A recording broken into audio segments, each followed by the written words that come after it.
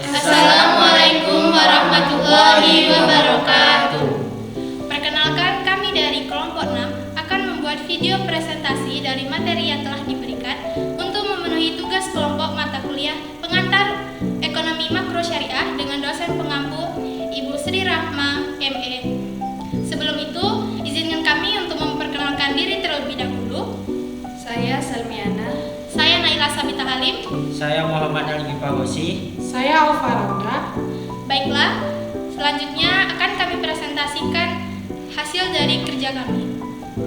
Baiklah, saya akan menjelaskan pembahasan yang pertama. A. Pengertian ekonomi Islam. Ekonomi secara tradisional mencakup studi tentang uang, keuangan, konsumen, perusahaan, teori, harga pasar, produksi, distribusi, pendapatan, keseimbangan umum, serta peran pemerintah dalam ekonomi. Namun, pandangan Ghazi Inayah menyoroti kekurangan ekonomi barat yang hanya fokus pada aspek materi tanpa memperhatikan dimensi rohani, religius, moral, dan akhlak. Karena hal ini, ekonomi barat dihadapkan pada masalah sosial dan moral yang serius. Karena kehilangan nilai-nilai spiritual dan moral yang seharusnya menjadi filter bagi perilaku ekonomi. Selanjutnya, materi yang kedua, B. Konsep dasar ekonomi Islam. Setiap sistem ekonomi memiliki dasar ideologi yang menentukan tujuan serta prinsip-prinsipnya. Sistem tersebut berupaya mendekatkan komunitas sosioekonomi pada tujuannya melalui aksioma dan prinsip yang konsisten dan dapat diuji. Landasan sistem ekonomi juga mencakup penggunaan sumber daya alam dan manusiawi untuk produksi serta distribusi hasilnya untuk kepentingan konsumsi. Validitas satu sistem ekonomi dapat diuji melalui konsistensi internalnya, kesesuaian dengan sistem lainnya, dan potensi untuk berkembang. Sistem ekonomi Islam sebagai contoh harus didasarkan pada pandangan Islam tentang kehidupan. Ini karena ekonomi Islam memiliki sifat dasar sebagai ekonomi yang berasal dari Tuhan dan bertujuan untuk kemaslahatan manusia. Baiklah, selanjutnya akan dilanjutkan dengan rekan saya.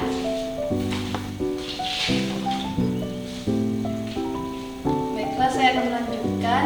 Yaitu berikut adalah penjelasan mengenai konsep tauhid, rububiyah, uluhiyah, khalifah, tazkiyah, persaudaraan, pengorbanan, dan al-falah.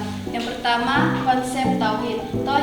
Tauhid merupakan landasan utama dalam ekonomi Islam yang menyatakan bahwa setiap muslim harus menghambakan dirinya kepada Allah dalam segala aktivitasnya. Yang kedua, konsep rububiyah. Beriman kepada tauhid rububiyah berarti mengakui Allah sebagai pencipta dan penguasa atas segala sesuatu. Yang ketiga, uluhiyah. Persaksian terhadap rububiyah Allah mendorong manusia untuk beriman kepada tauhid uluhiyah melalui ibadah. Yang keempat, konsep khalifah. Manusia sebagai khalifah merupakan rumusan untuk membina konsep ekonomi Islam dan sekaligus merupakan falsafah ekonomi Islam. Yang kelima, konsep tazkiyah. Konsep tazkiyah merupakan ide yang memperkuat kesucian jiwa dan meningkatkan akhlak. Yang keenam, persaudaraan dan pengorbanan atau kerjasama. Semua muslim adalah bersaudara, karena itu jika bertengkar mereka harus bersatu kembali dan bersaudara seperti biasanya.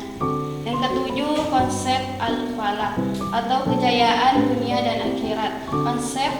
Konsep al-falah adalah konsep yang memiliki banyak dimensi dan implikasi bagi individu dan masyarakat.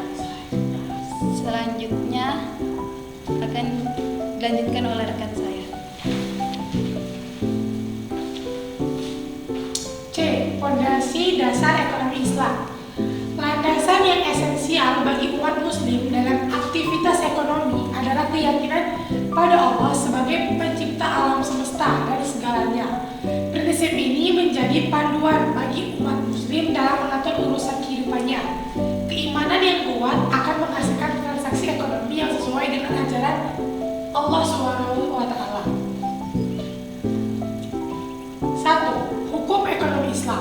Secara terminologi umum, hukum dalam Islam merujuk pada titah Allah Subhanahu wa Ta'ala yang berhubungan dengan perbuatan manusia yang sudah mukallaf dalam hal tuntunan melakukan sesuatu atau meninggalkannya, seperti wajib, sunnah, haram, dan makruh, atau kebebasan perbuatan atau mubah, atau dalam bentuk pernyataan sah dan tidaknya suatu perbuatan.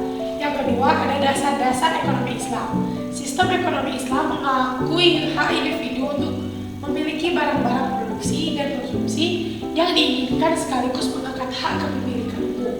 Dalam hal ini, ekonomi Islam menggabungkan kepentingan individu dengan kepentingan umum, menciptakan keseimbangan dan keadilan dalam masyarakat.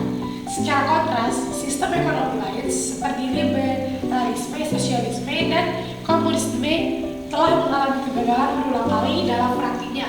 Contoh paling nyata adalah runtuhnya Uni Soviet yang sosialis dan komunis.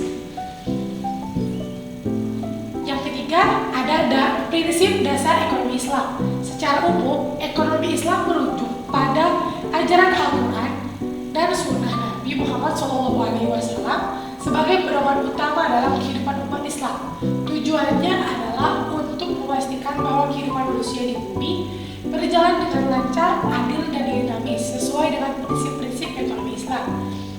Yang keempat ada pula itu falsafah ekonomi Islam. Falsafah atau filsafat ekonomi Islam merupakan cabang dalam ekonomi yang didasarkan pada prinsip-prinsip dan nilai-nilai Islam.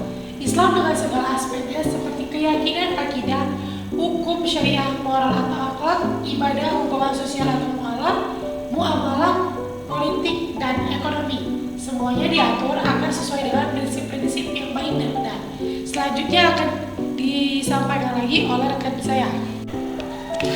Kesimpulan dari paparan tentang pengertian ekonomi Islam di atas penulisan menarik kesimpulan bahwa dengan memakai istilah ekonomi, maka definisi ekonomi Islam juga memakai istilah ekonomi. Walaupun Islam mempunyai istilah yang lain seperti muamalat dan secara lebih khusus dengan istilah al-amwal dan al-uqud, dan ilmu ekonomi Islam sama sekali tidak dapat dipisahkan dari ajaran Islam yang integral karena ia berada dalam sistem ajaran Islam, serta ekonomi Islam mencakup aspek positif dan normatif secara seiring. Demikianlah video presentasi yang telah kami sampaikan. Mohon maaf apabila terdapat kesalahan kata. Akhir kata kami ucapkan wassalamualaikum warahmatullahi wabarakatuh.